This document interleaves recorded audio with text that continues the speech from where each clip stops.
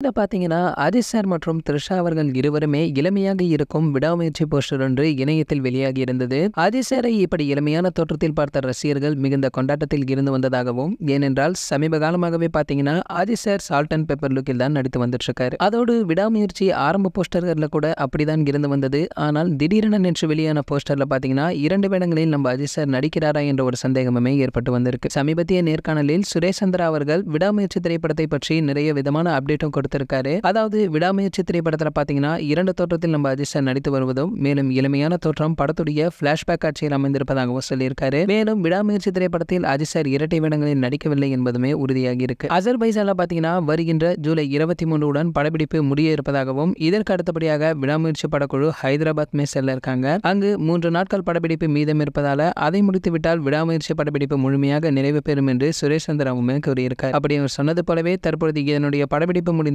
Ajith sir மற்றும் படக்குழு அனைவருமே சென்னை திரும்பி இருக்காங்க. அப்பொழுது எடுக்கப்பட்ட புகைப்படங்கள், வீடியோக்கள் என அனைத்துமே வைரலாகி வருகிறது. சரி, ஓகே, இது போன்ற நம்ம அஜித் சார் பற்றி வெளியாகும் அனைத்து செய்திகளை நீங்க உடனே தெரிஞ்சுக்க நம்மளுடைய அஜித் டாக்கீஸ் நம்ம சேனலை சப்ஸ்கிரைப் பண்ணிக்கங்க. பக்கத்தில் உள்ள பெல் ஐகானை கிளிக் பண்ணிட்டீங்கன்னா நீங்க நம்ம வீடியோவை மிஸ் பண்ணாம பார்க்கலாம்.